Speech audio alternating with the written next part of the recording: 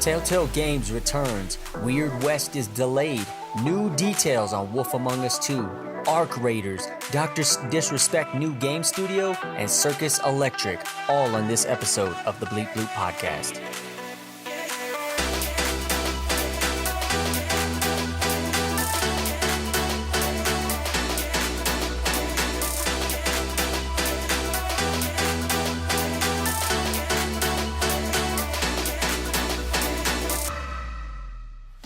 What's up, everybody? It is your dude, a Retro Lag. We are back. Bleep Bloop podcast, episode 13, the game headlines. It's been a couple weeks. We took a little bit of a break because of the holidays, but we're jumping right back into this thing, hitting it up before the end of the new year.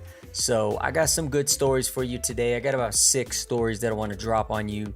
So let's jump right into the first headline, shall we? So the first headline comes to us from GameSpot. This was written by Jessica Howard, and essentially TellTale Games is back. They share their end of year update and 2022 plans. Now, if you watched the Game Awards that happened a few weeks ago, I think it was at the top of December, you know that they showed a trailer for The Expanse, which is the Amazon show. They went on, the studio behind The Wolf Among Us decided to drop some updates on Twitter. The TellTale Games Twitter account, basically end of 21 update. It's been a busy year and things are only going to get more exciting from here. Thanks for being with us on this adventure so far, and we can't wait for what's next.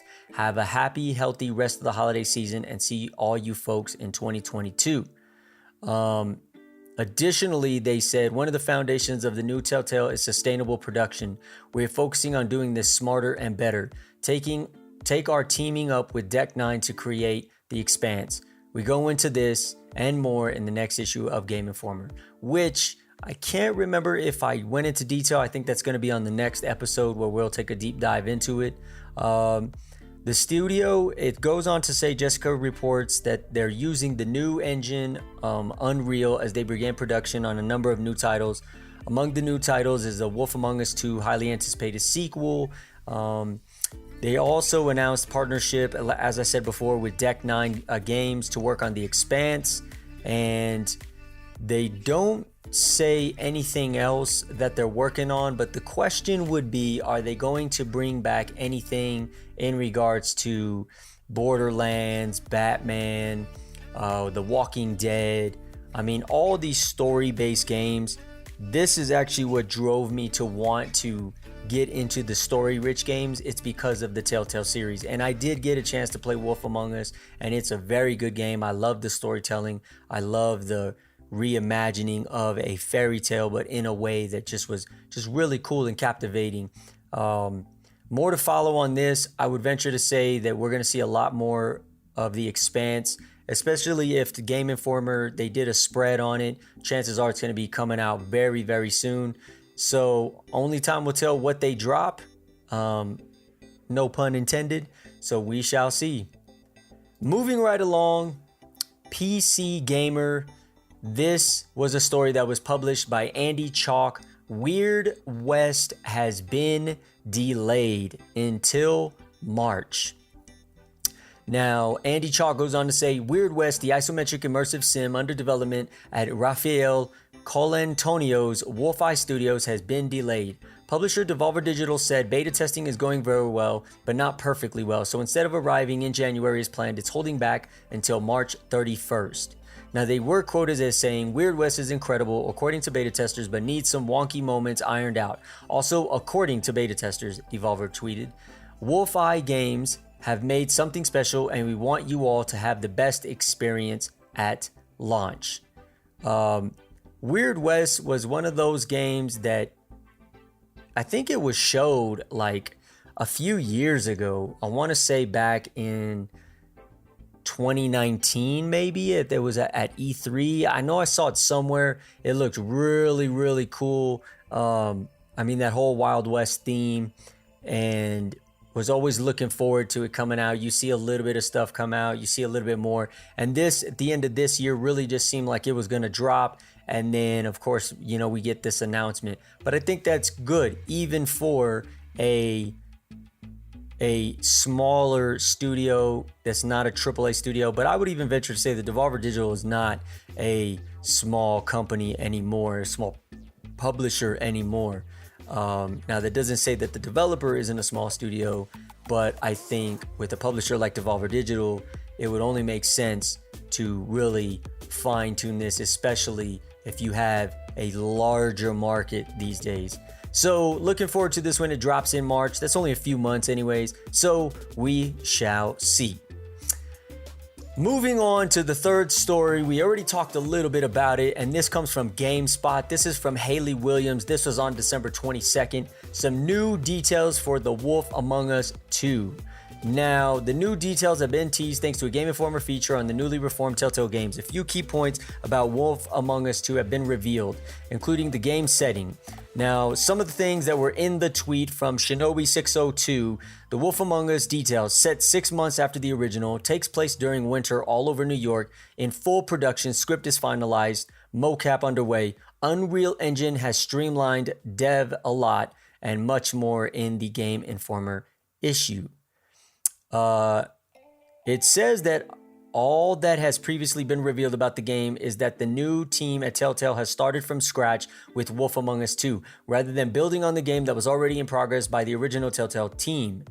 Early reports have also suggested that both Adam Harrington, Big Boy Wolf, and Aaron Yvette, Snow White, will return to reprise their voice roles, and that the game will release on PC via Epic Games Store as well as consoles. So, that's the question. Are the TellTale games going to only be released via Epic? Are there only going to be exclusive titles to certain platforms? That's the question, and I think that would be a bummer if that does happen. I think they should just be streamlined to everybody, maximize your market and your reach. But this has been a long time coming. I hope they don't rush it. I would assume that they're not. I mean, given that this isn't the type of story that is, or the type of game that is, that would require having to be pushed back. But if you are utilizing a new engine, the question is, and you are starting from scratch, are you rushing it, assuming that it's not hard? All these things that I'm saying. So I don't know anything about development. All I know is I would hate for them to rush it, because that would suck. So we shall see when it comes out. There's nothing else really to say until they drop more. Moving along to the fourth story. We are cooking today, and this is from IGN. This was from Joe Screbbles. Arc Raiders is a co-op PvE sci-fi shooter. Now, Arc Raiders was a game that they showed a trailer for at the Game Awards, and it looks freaking dope. The question I have is all of the glamour and glitz and beauty that we're seeing, is this just all CGI trailer footage, and is this actual gameplay footage? Now, Arc Raiders is the debut game from Embark Studios, and it will be a vibrant sci-fi PvE third-person shooter with a 3-player co-op and a focus on teamwork. It's free to play, coming in 2022 for PC, PS5, and Xbox Series X, so current gen. Arc Raiders comes from a team notably made up of ex-DICE devs with experience on Battlefield and Star Wars Battlefront under their belts. The studio is headed by Patrick Soderlund, excuse me if I say the name wrong, who was previously in charge of game production at EA. Now, just from looking at some of the screenshots, I gotta say, it looks pretty dope. When you really look at the footage, you look at the tech that you're having to battle against, all these giant machines. The cutscenes look really cool, so it looks like there is a little bit of a story. But if it's a free-to-play with a 3-player co-op, I don't think the story is going to be that deep. I think it can be, and I think this is the opening season. So it's really just going to be interesting. I mean, these landscapes, these open worlds, the question is how big are they going to be? When you look at games like Warzone, Fortnite, all of these free-to-play games, how big are these levels going to in fact be? That's the real question. Additionally, in the article, they go on to say they make it clear that this game is specifically about teamwork, pointing out that looting enemies in the world itself will be key to survival. They were quoted as saying, "We started Embark Studios 3 years ago with a blank canvas and some big ideas. Today that canvas is a lot less blank and those ideas are becoming realities," said Soderlund in a press release. So, 2022. Is it right around the corner? Is it February, March timeframe? Is it around the same time as all these other big games are going to be dropping in the next few months? We don't know. We shall see. What will it do? We'll revisit it when it comes out. Now, I'm going to save the best for last. So let's move along to another story from GameSpot. This is from Jason Finelli. This was on December 14th. Circus Electrique is a new steampunk tactical RPG from Zen Studios. The game is set in a fictional steampunk version of Victorian London where the Circus Electrique has just pulled in for a show. The city's residents suddenly become vicious, violent killers for no apparent reason. And it's up to the performers of the circus to set things right and find the source of what's driving the Londoners mad. Now, the article goes on to say that players will use 14 different types of performers from the circus, from clowns to strongmen to fireblowers, to fight off the hordes, each with their own unique traits and abilities. When not in battle, players will also manage the circus, raising money to gather equipment and supplies to help them better clean up the streets. The last part of it says it comes to town on PlayStation 4, 5, Xbox One, X, Nintendo Switch, and PC in 2022. Saber Interactive will be publishing this new project from Zen Studios, who also recently released Operencia, The Stolen Sun, and Dread Nautical. Zen is most famous for its pinball games, namely the Pinball FX and Zen Pinball series. So, why did I cover this? Well, because, it's a steampunk tactical RPG. And when you look at the trailer, you look at the artwork, and it's a circus, and it's a fictional version of Victorian London. That just tells me that it's the makings of an authentic, unique, great game that has a lot of potential that RPG lovers, I think, will enjoy. And I think it's one of those games that you just got to give a chance that really has the ability to be something great. Just from what I've seen, from what it looks like it's a lot of fun. So, will you be picking it up? Will you be playing it? What else will they show us as time shortens and it gets closer to release? We shall see. So, the last story of the episode. The Doc. Dr. Disrespect launches a AAA game studio with Call of Duty and Halo veterans.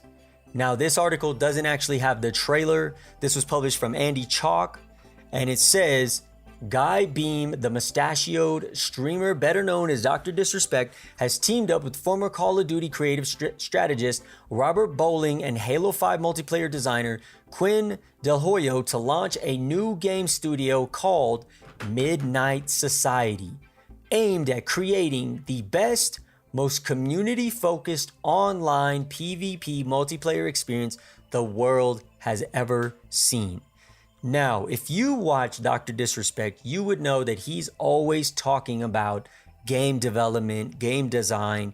He has showcased some of the stuff that he has designed in terms of maps and levels, and he always points out deficiencies in games that he does play. And to see this actually come to fruition, to come to a reality, I think really tells what is the driving force behind this individual. Just to be able to talk about something and then it to become a reality really says a lot. I think that's really, really dope, just that alone. I mean, we haven't seen anything about the game, what it's going to do. There's probably a lot of expectations. There's going to be a lot of stress on the shoulders. But the reality of it is it's the first game being developed, and there's always going to be the room for improvement regardless. But somebody that understands design, understands as a player what people want to see, what they enjoy, what they dislike. You really go in with a very strong experience base in this development. So I think it's everything to gain and nothing to lose in my perspective. The article goes on to say things appear to be fairly early on in the process, and they release no specifics about whatever the studio is working on. But as you might expect from a project headed by Dr. Disprespect, there's plenty of hyperbole on tap. Midnight Society is a killer team of veteran AAA talent that lives, breathes, and sleeps in the realm of PvP. That's turning tables upside down in the game industry with a new kind of game studio and publishing model over a decade in the making. Now, so far, the studio is only focused on hiring right now. They're trying to get community managers, designers, engineers, and artists. So really, I would say it's very, very early to see what they have up their sleeves, what type of game it really is going to be. I think if there's an expectation that it's going to be something similar to Call of Duty, I would think that that's not going to be the case. I think it's going to be something different, something new, something refreshing, and it'll be cool to see. So definitely more to see, more to talk about as it develops, as it comes out, and stay tuned. And is he going to bring the violence, speed, and momentum that Doc knows how to bring? I would venture to say so. So more to follow on that as it gets closer. Okay, y'all, those are the gaming headlines for the end of the year. There was a lot of news that came out, a lot of other headlines you've probably already read. As always, I always want to try to bring you stories that you haven't heard, that you haven't seen, or maybe you heard a little bit about, and I wanted to really highlight those. If you enjoyed the video, make sure you drop that like and subscribe on the channel. Leave some questions, some comments, some things you might have heard of, things you'd like to see. Drop a link. If it's a game you might want me to check out and cover, I'm all about it on the Bleep Bloop podcast, okay? And if you're listening to this on Spotify, Google, Apple, Google, leave a review. If you can leave a review on Spotify, do that as well. But at a minimum, be sure to subscribe, add it to your library. And as always, I'll check you on the next one. Peace.